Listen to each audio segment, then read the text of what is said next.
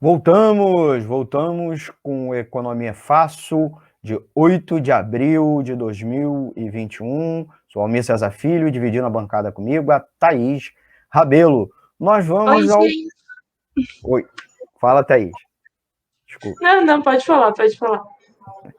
Tava muito quietinha, precisava falar alguma coisa, Isso entendeu? aí, pode falar. Então, a Thaís vai dividir comigo o Informe Econômico, o quadro agora deste bloco, né, Thaís? O Informe Econômico com os destaques do noticiário econômico da semana. A gente vai ter que ser bem ligeirinho, hein? Como dizem, bem ligeiro. Vou botar aqui na tela nosso primeiro. São 3 notícias que nós separamos, tá? Vou ler a cabeça, como dizem, a cabeça da notícia e passo aí para a Thaís. A primeira notícia é o número de bilionários no Brasil iguala o recorde de 2014.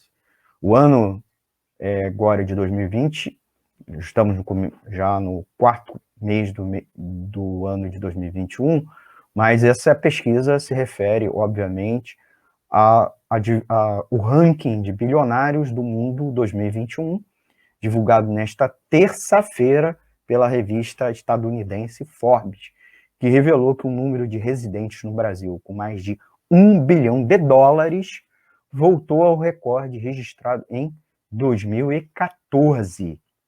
Lembrando, 2014 foi um último ano de crescimento econômico do país, vigoroso, né?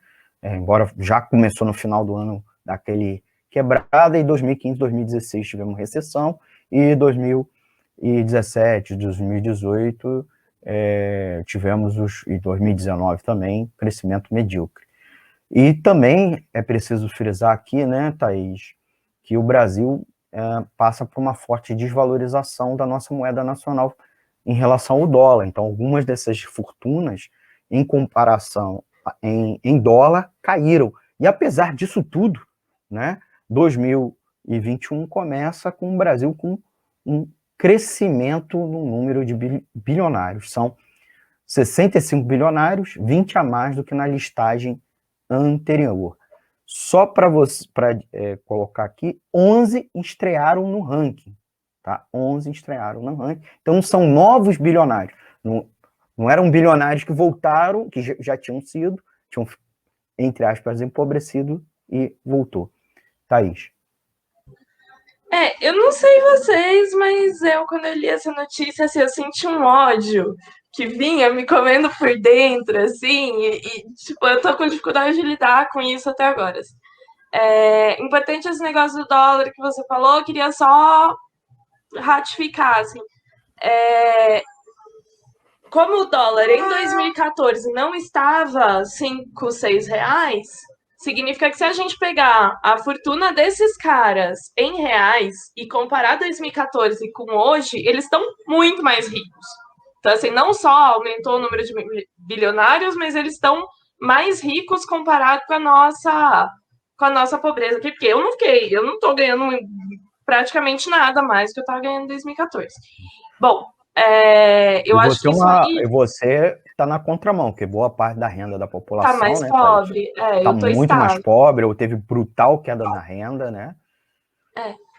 E eu acho que isso casa com uma outra notícia que saiu essa semana, eu devia ter trazido para vocês, mas de que o próprio FMI estava falando, esse ano recomeça a retomar, né? Esse ano a economia retoma o crescimento na maior parte dos países, né? Ao que tudo indica, o Brasil é uma grande exceção nessa retomada mundial. Só que o próprio FMI já estava alertando, isso é muito desigual nos diferentes países. Tem países e tem setores da economia que estão retomando muito melhor, que nem caíram com a crise praticamente, e muita gente está muito pior. Então, isso é muito, muito grave, é o que a gente tem que estar atento. Assim, não é só que a gente empobreceu, mas que teve uma grande redistribuição na riqueza mundial, no qual o Brasil, no geral, ficou mais pobre e muito mais desigual. É. Isso é muito sério. O Brasil teve queda no PIB, inclusive no ranking mundial nós caímos posição, né? Em 2020 nós saímos do top 10 e agora, nos últimos meses, já se aponta que nós caímos mais uma posição no ranking, né? Nesses 3 meses acumulados do ano de 2021, nós caímos, né?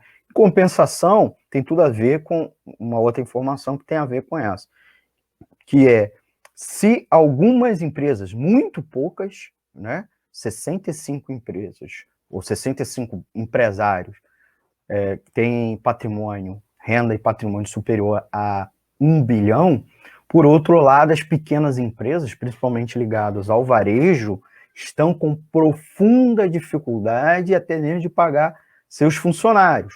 Não só porque lockdowns, não só por isso estão acontecendo, né, Thaís? Mas porque há um empobrecimento dos seus consumidores, né? Há uma queda nas vendas, porque as pessoas, mesmo quando a cidade está aberta, as pessoas não estão indo comprar. E o governo não retomou o programa de preservação de empregos que teve em 2020. Nós não vamos defender esse programa, só dizer o seguinte, a realidade das empresas, né, e o varejo soltou uma nota, né, um Instituto para o Desenvolvimento do Varejo, que é uma instituição de pesquisa focada nessa área, lembrando, o varejo é o que vende para você, não é o que vende para as empresas, né? O varejo aponta profundo impacto da não renovação do programa de preservação de empregos para manter seus empregados, né? O programa, só para finalizar, o programa ano passado, ele fazia com que as empresas que adotassem esse programa não poderiam demitir seu funcionário, eles reduziriam a jornada de trabalho, né, com redução salarial, e esses funcionários teriam acesso ao seguro-desemprego, né, ou alguns benefícios da Seguridade Social, complementando a perda de salário que eles tiveram. Esse ano nada, não teve nada, então as empresas estão em dificuldade. Nós também falamos da dificuldade das empresas de acessar os empréstimos, né, que elas tinham direito no Pronamp, na edição do ano passado, na edição da semana passada, né? Então, esse ano, elas não estão conseguindo renovar o Pronamp, né, nem a carência que elas teriam direito, e essa é a situação do pequeno empresário, que é responsável por 80% dos empregos do país. Thaís. Não, acho que tem tudo a ver com o que a gente debateu no primeiro bloco, né? É aí que a gente vê a prioridade do governo. Não tem. Estão lá se matando por causa de emendas parlamentares que somam uma fração super pequena do orçamento e deixam a descoberto programas que são importantes para a sobrevivência das empresas. Esse programa de preservação dos empregos, bem que a gente chama dentro do banco, é uma porcaria, vamos falar a verdade, porque é ruim pro funcionário, assim, pro funcionário pode ser menos ruim porque ele não perdeu o emprego, mas ele pode perder o emprego logo em seguida e ele vai estar ali descoberto do seguro-desemprego. É ruim para os trabalhadores no geral porque está esvaziando os fundos que garantem o seguro-desemprego. E para o pequeno empresário não resolve muita coisa também, porque o pequeno empresário está tão enforcado ali que só cortar a jornada, só cortar uma parte do salário dos funcionários não necessariamente garante a sobrevivência. Mas nem esse programa ruim está vindo, entendeu? Então a situação dos pequenos empresários é muito ruim e reforça também o que a gente estava falando na primeira notícia, né? Os pequenos empresários vão falindo, o mercadinho vai falindo, vai sobrar o quê? A grande rede de mercado do grande bilionário, seja nacional ou internacional. Então é uma situação. Bom, não tá fácil ser brasileiro, não, gente. Não tá fácil viver em lugar nenhum do mundo. No Brasil tá mais difícil. Vamos então, Thaís, à nossa terceira e última notícia, porque o nosso tempo está terminando. A cesta básica. A cesta básica custou em março mais que o dobro que o valor prometido do auxílio emergencial. Esses são os dados do DIEESE, da pesquisa realizada mensalmente pelo Departamento Intersindical de Estatística e Estudo Socioeconômico, o DIEESE, que apura em 17 capitais o custo médio da cesta básica de alimentos.